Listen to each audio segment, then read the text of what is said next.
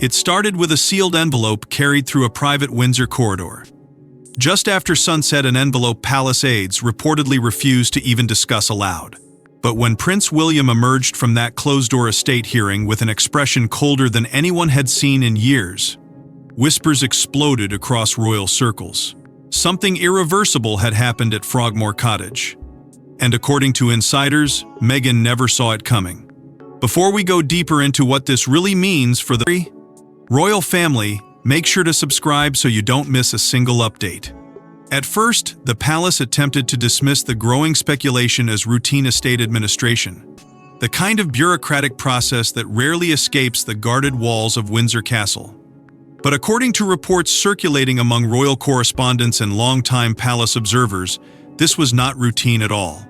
Something about the hearing carried a level of secrecy usually reserved for constitutional matters or deeply personal royal crises. Even senior aides reportedly avoided discussing the matter openly, while estate staff working near Windsor offices allegedly noticed unusual movement involving duchy legal advisors, confidential document transfers, and late-night meetings that stretched far beyond normal schedules. Frogmore Cottage, once presented to the public as a gesture of reconciliation and goodwill, had suddenly become the center of an explosive institutional reckoning that insiders claim had been building quietly for years beneath the surface. Those familiar with the internal dynamics of the monarchy suggest the tension surrounding Frogmore did not appear overnight. Ever since Prince Harry and Meghan stepped away from royal duties, questions reportedly lingered behind palace doors about residency privileges, property rights, and the increasingly fragile relationship between the Sussex household and the crown itself. Publicly, the arrangement remained wrapped in careful diplomacy. Statements were polished. Appearances were controlled. But insiders whisper that privately, frustrations continued to deepen inside the royal establishment, particularly among senior figures who believed the monarchy could not sustain what some described as a half-in, half-out arrangement forever.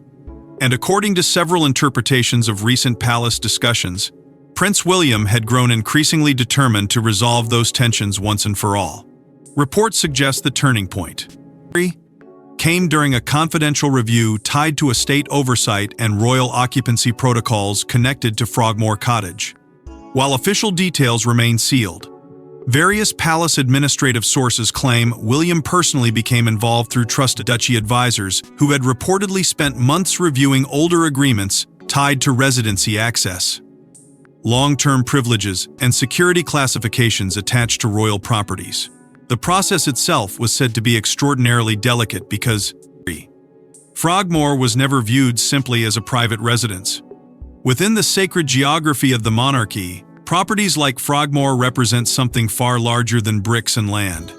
They symbolize proximity to the institution itself, a physical connection to the crown's inner structure. And according to insiders, that symbolic connection had now become impossible to ignore. What shocked observers most was the speed with which rumors of administrative changes allegedly began spreading. Hearing concluded. Royal correspondents reportedly noticed restricted access movements around Windsor estate offices almost immediately afterward, while palace aides were allegedly instructed not to engage with questions regarding occupancy matters under any circumstances. That silence only intensified speculation. Why would such extraordinary secrecy be necessary if this were merely routine estate management? Why were legal advisors suddenly becoming central figures in discussions that previously seemed dormant? And perhaps most importantly, why did sources close to palace operations claim Meghan and Harry were caught completely off guard by the developments unfolding behind the scenes? According to multiple insider accounts, Prince William's role in the matter stunned even longtime royal watchers who had spent years describing him as measured, cautious, and patient beneath the enormous pressure of preparing for kingship. But palace administrative streams now whisper about a future monarch becoming increasingly unwilling to tolerate uncertainty surrounding royal authority, institutional loyalty, and property linked directly to the crown.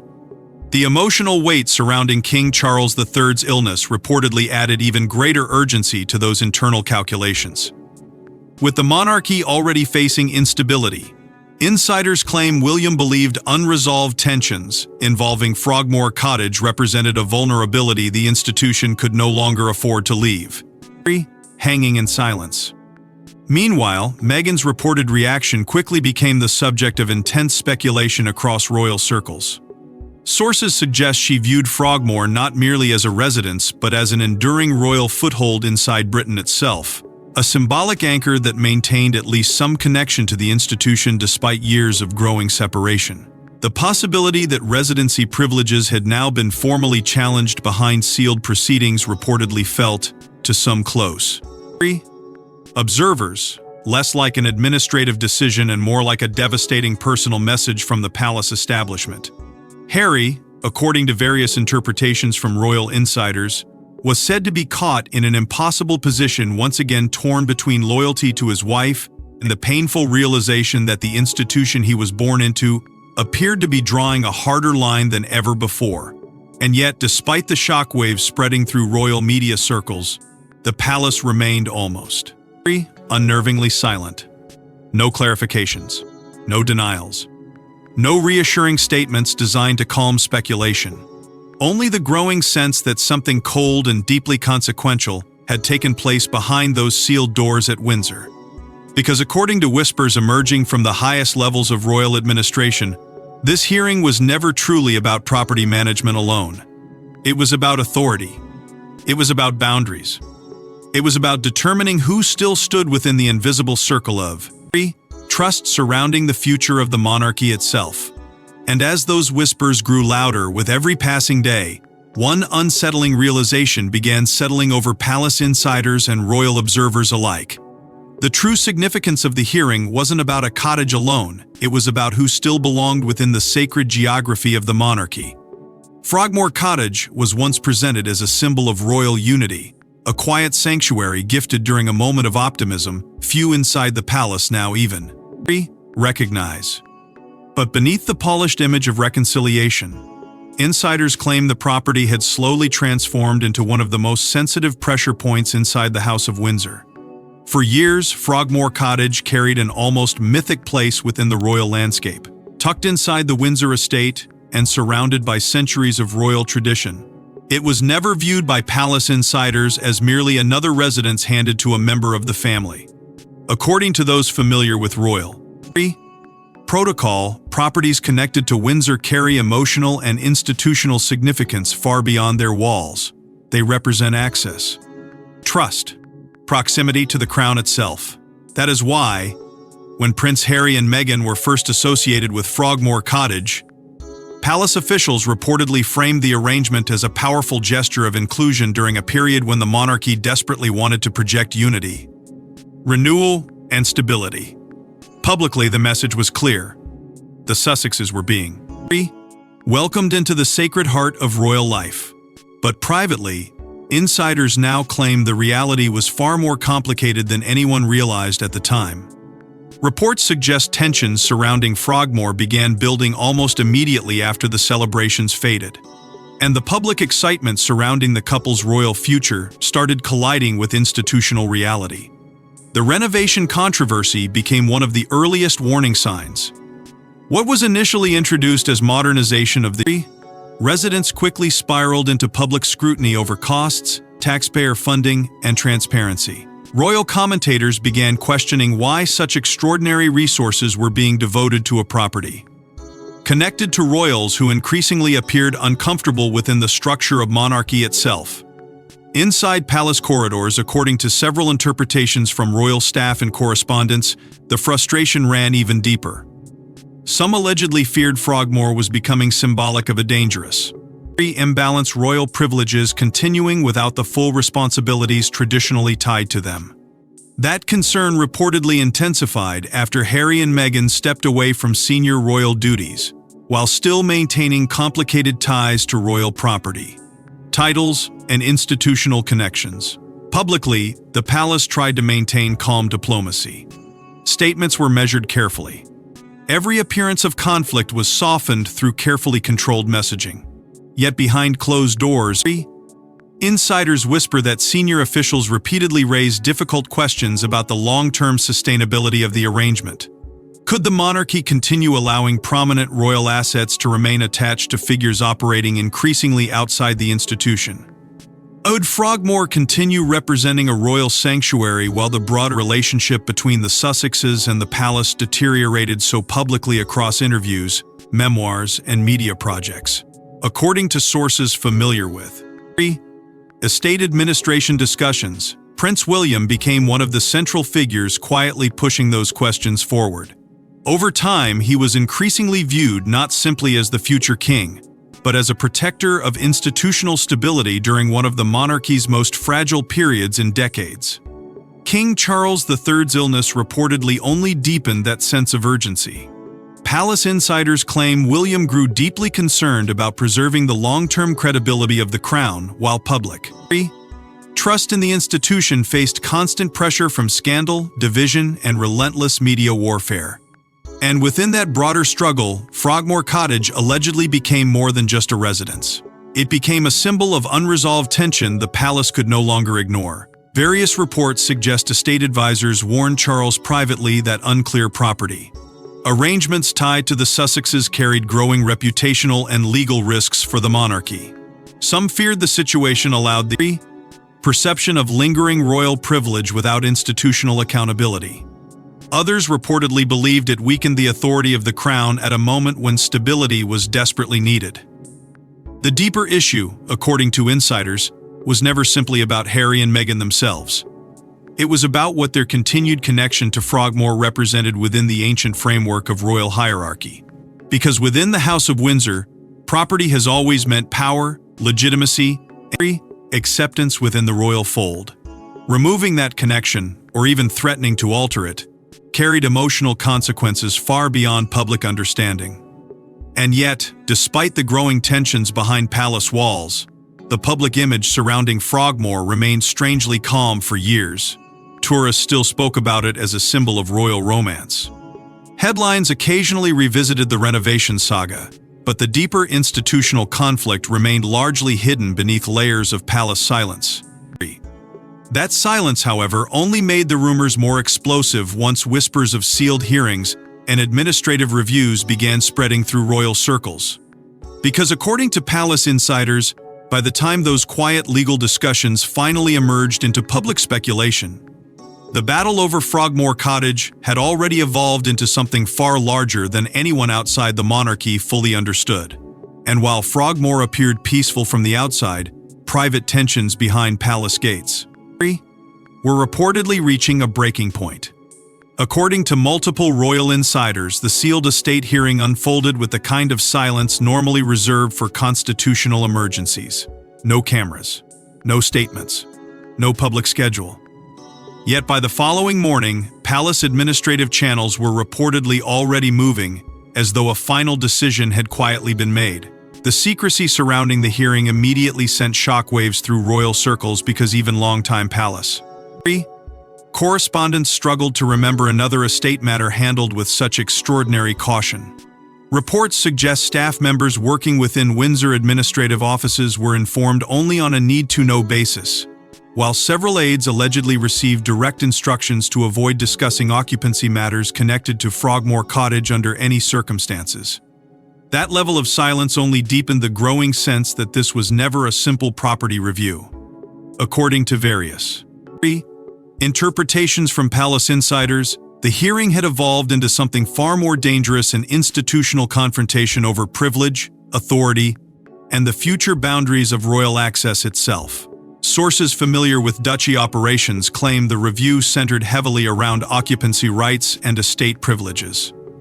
Tied to Frogmore Cottage following years of unresolved tension surrounding Harry and Meghan's relationship with the monarchy, archived agreements were reportedly pulled back into examination, including residency arrangements, security provisions, and long-standing protocols attached to crown-linked properties. Palace administrative streams allegedly describe senior legal advisors revisiting older terms with unusual urgency, searching for legal clarity in areas that had remained deliberately vague during earlier attempts to preserve family unity. And according to insiders, Prince William was not merely observing the process from a distance. He was said to be deeply involved.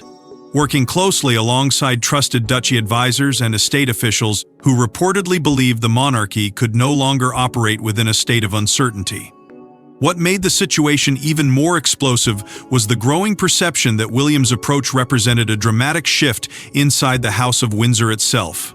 For years, King Charles III had reportedly favored caution, patience, and carefully managed compromise whenever tensions involving Harry and Meghan threatened to spiral. Publicly, insiders claim Charles feared turning family fractures into institutional warfare, particularly while facing enormous personal pressure surrounding his health and the future stability of the crown. But according to whispers emerging from palace circles, William increasingly viewed hesitation as a risk the monarchy could no longer afford. Those close to the future king allegedly described a man becoming more resolute with every passing month, convinced that blurred lines between royal privilege and public separation were damaging the authority of the institution at its most vulnerable moment. Rumors soon began circulating that security access discussions had become one of the hearing's most sensitive elements. While official details remain sealed, multiple insider accounts suggest estate restructuring plans were quietly tied to reviews involving access classifications, residential permissions, and the broader management of Windsor-linked properties. Palace observers reportedly noticed subtle but unusual administrative movements almost immediately afterward, fueling speculation that decisions had already been finalized long before the public became aware anything was happening at all. The speed of those alleged changes stunned even experienced royal commentators because it suggested the machinery behind the monarchy had already shifted into motion with ruthless efficiency. Meanwhile, Meghan's reported reaction quickly became one of the most fiercely discussed elements of the unfolding crisis. Insiders allegedly described her as furious over both the secrecy of the process and the implications behind it. According to several palace interpretations, the issue extended far beyond the practical question of residency. Frogmore Cottage represented something symbolic, emotional, and deeply personal, a remaining connection to the royal world that had once embraced her at the center of global fascination. To suddenly face whispers that those ties were being quietly dismantled behind sealed hearings reportedly felt, to some close observers, like a devastating rejection wrapped in bureaucratic silence. Harry, according to sources familiar with the emotional fallout, was once again caught between two worlds that seemed increasingly impossible to reconcile. Palace insiders claim he struggled privately with the growing realization that his loyalty to Meghan was now colliding directly with the institution he had spent his entire life inside. Some reports suggest he hoped tensions could still be softened through private discussions with Charles. Others whisper that William's growing influence had already changed the balance of power behind palace walls in ways Harry no longer fully recognized. The emotional divide between the brothers, once hidden behind public diplomacy, now reportedly felt colder and more permanent than ever before. And perhaps most revealing of all were the whispers suggesting King Charles initially resisted, escalating the matter to such a severe level. According to insiders, the king remained deeply torn between protecting the institution and preserving some fragile thread of family peace. But palace sources increasingly describe a monarch exhausted by years of emotional strain, public controversy, and relentless internal conflict. Over time, they claim, the pressure surrounding Frogmore simply became impossible to contain any longer.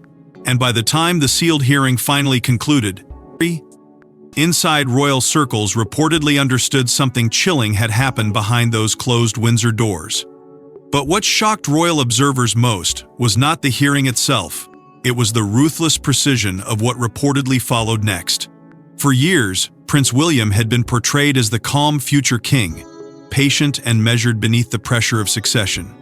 But insiders now whisper that the Frogmore dispute triggered something far more unforgiving, a calculated operation some palace staff privately began calling the Iron Protocol.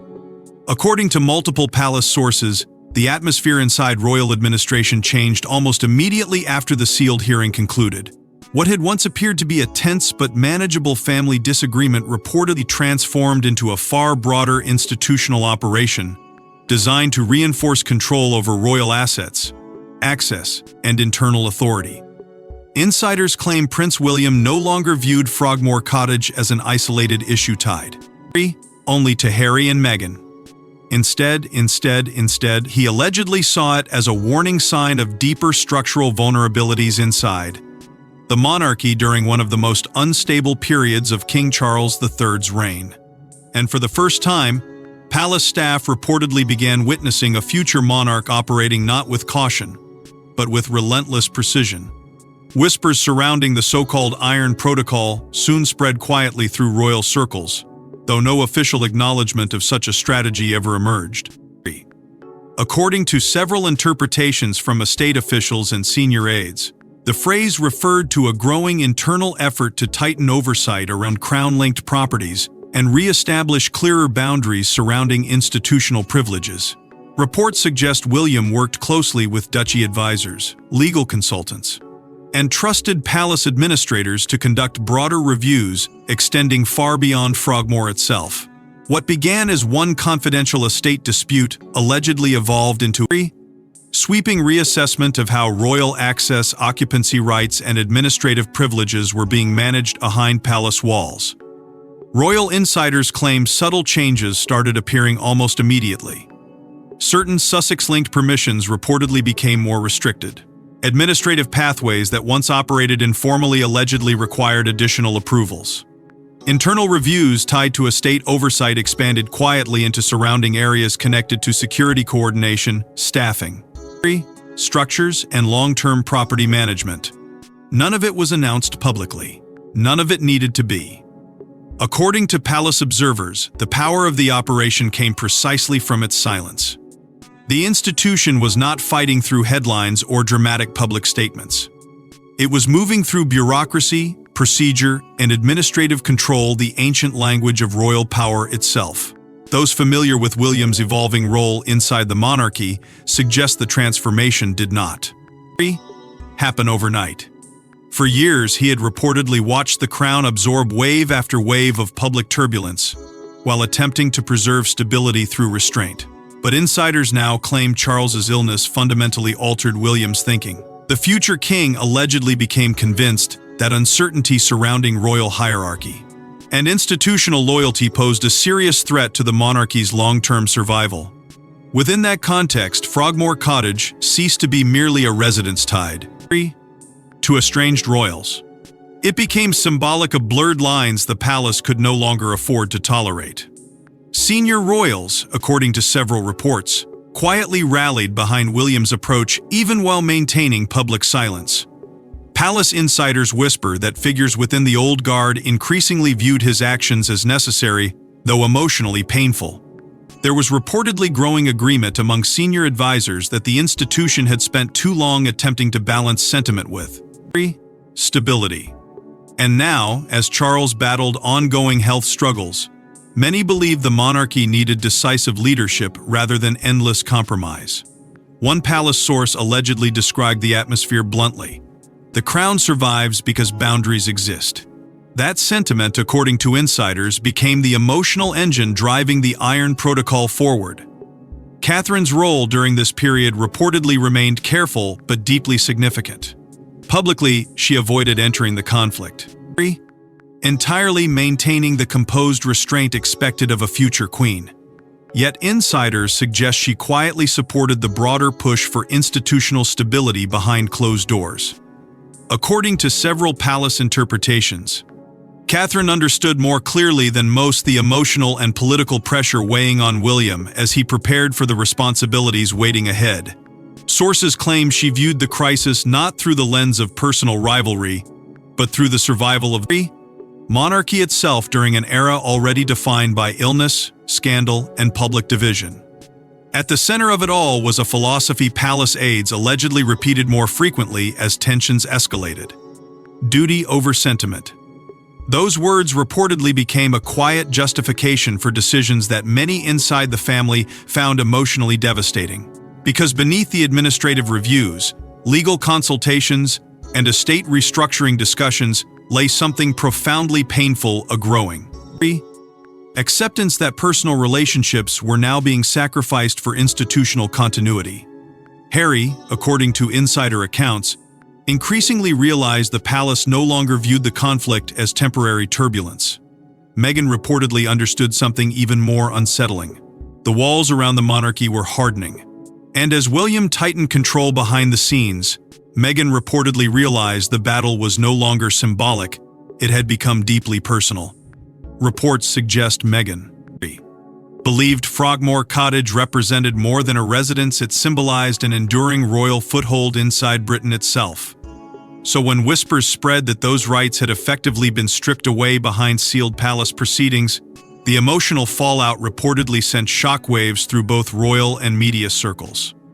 According to palace insiders and royal correspondents, the reaction behind the scenes was immediate, emotional, and deeply personal. Frogmore Cottage had long carried a meaning that extended far beyond property arrangements or ceremonial residency privileges. To Meghan, sources suggest, it represented legitimacy.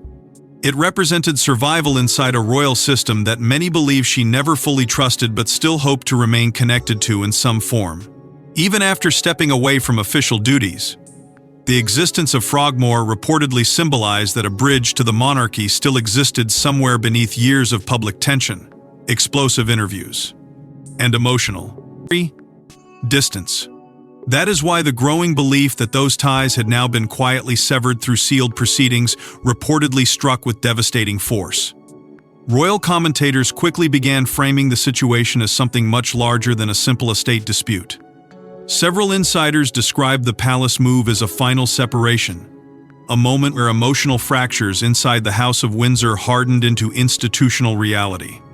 For years, there had still been lingering ambiguity surrounding Harry and Meghan's place within the broader royal structure. Titles remained. Connections survived. Family appearances occasionally offered flashes of fragile diplomacy.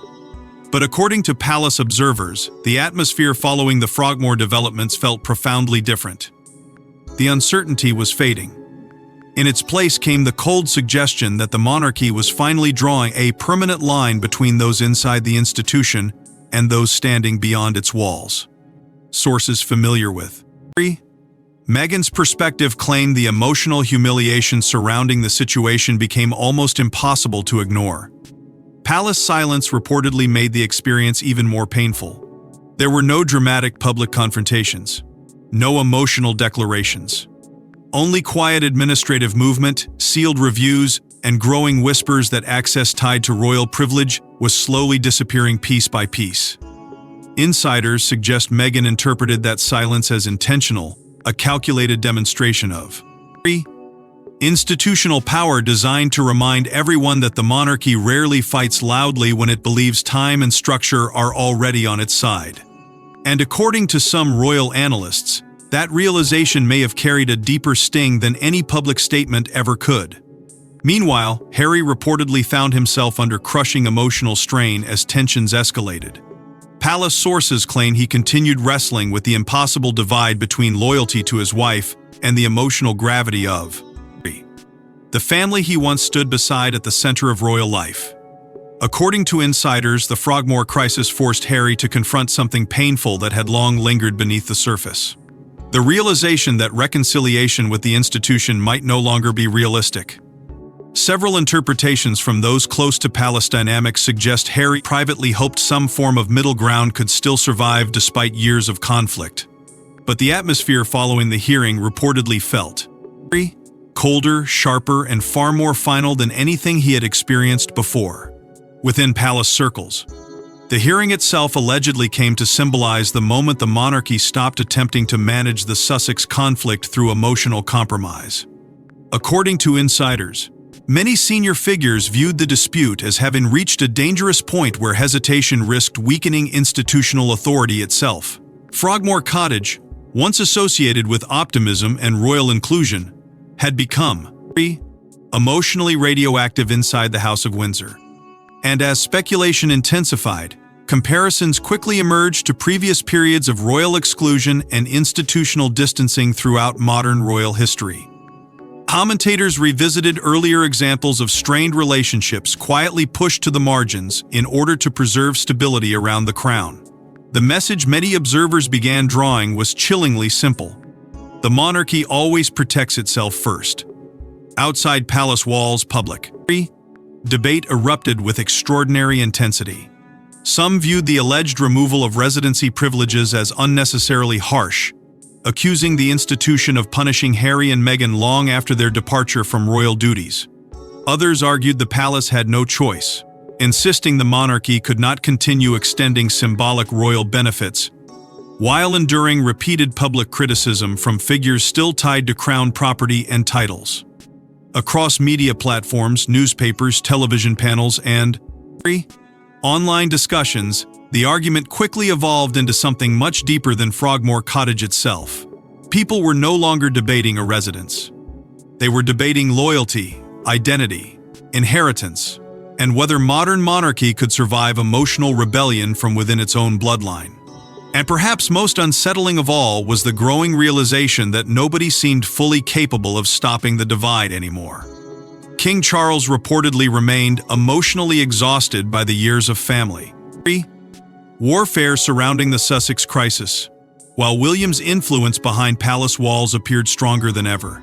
Meghan, according to insiders, increasingly understood that the emotional conflict had transformed into something institutional and immovable. Harry reportedly felt trapped between two collapsing worlds. And as the public watched the fallout unfold in real time, one question continued hanging heavily over every conversation surrounding the monarchy's future. How far was the palace truly willing to go in order to preserve its authority? Because behind all the headlines and outrage, insiders claim the palace believed something even larger was at stake: the future authority of the crown itself. Inside Windsor, there are said to be moments when the monarchy stops acting like a family and begins acting like an institution determined to survive at any cost. According to Palace Whispers, the sealed Frogmore decision became one of those moments, a cold declaration that the era of uncertainty was finally over. In the weeks following the reported estate decision, insiders claim a noticeable shift settled over the House of Windsor. Not loud, not theatrical, but unmistakable. Palace staff allegedly began speaking about the atmosphere differently, describing a colder, more disciplined structure quietly emerging behind centuries-old walls. The emotional ambiguity that had defined the Sussex crisis for years appeared to be fading, replaced by something far more rigid, institutional. According to several royal observers, the monarchy was no longer attempting to preserve every emotional bridge left standing. It was preparing for survival. And at the center of that transformation stood Prince William. For years, William had carried the burden of expectation with careful restraint, often appearing publicly as the stabilizing figure balancing family loyalty with royal duty. But palace insiders now describe a future king transformed by crisis, illness, and the growing realization that the institution he would one day inherit was entering one of the most dangerous periods of modern royal history. King Charles III's ongoing health struggles reportedly accelerated that transformation dramatically. Sources close to palace operations suggest William became increasingly convinced that hesitation could weaken the monarchy beyond repair. The Frogmore dispute, according to insiders, forced him to stop thinking like a brother navigating family pain and start thinking like a monarch protecting the continuity of the crown itself. Charles, meanwhile, was reportedly left emotionally exhausted by years of relentless internal conflict. Palace Whispers describe a king trapped between love for his son and responsibility to the institution he had waited his entire life to lead. According to those familiar with the emotional strain surrounding the Sussex divide, Charles repeatedly hoped tensions could eventually soften with time. But the constant cycle of interviews, accusations, public speculation, and institutional pressure allegedly left him physically and emotionally drained. Insiders claim that by the time the Frogmore decision emerged from sealed proceedings, Charles no longer possessed the energy to continue managing uncertainty indefinitely. The monarchy, in many ways, had reached its limit. That is why Frogmore Cottage became something far larger than property in the eyes of palace officials.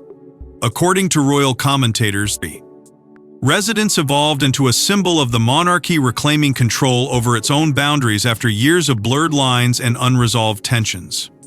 The issue was no longer simply whether Harry and Meghan maintained ties to Windsor. It was whether royal privilege could continue existing without complete institutional loyalty. Inside the palace, insiders whisper that this principle quietly became the foundation of a new order beginning to take shape around William's future reign. Access, influence, and symbolic connection to the crown were reportedly being viewed through an increasingly unforgiving lens. Loyalty to the institution first, personal emotion second. The emotional consequences of that shift reportedly hit Harry and Meghan with enormous force. Sources suggest they increasingly realized the palace no longer viewed the situation as temporary estrangement capable of eventual repair. Instead, the monarchy appeared to be redefining the rules of belonging itself. Meghan, according to insiders, allegedly understood that Frogmore represented the final collapse of any remaining illusion that a partial royal connection could survive indefinitely. Harry reportedly struggled even more deeply with that reality because it forced him to confront a devastating truth about the institution he once defended his entire life. The crown ultimately protects continuity above personal relationships, even when those relationships involve blood. Publicly, debates surrounding the monarchy intensified as the fallout continued spreading across media and public discourse. Some accused the palace of becoming emotionally ruthless, prioritizing image and control over reconciliation. Others argued the monarchy had little choice, insisting that the institution could not survive prolonged uncertainty surrounding loyalty, privilege, and royal authority during such a fragile moment in history. But inside Windsor, according to palace whispers, those debates mattered far less than one central fear overshadowing everything else: the survival of the monarchy itself in a rapidly changing world. And perhaps that is the tragedy lingering beneath the entire Frogmore saga.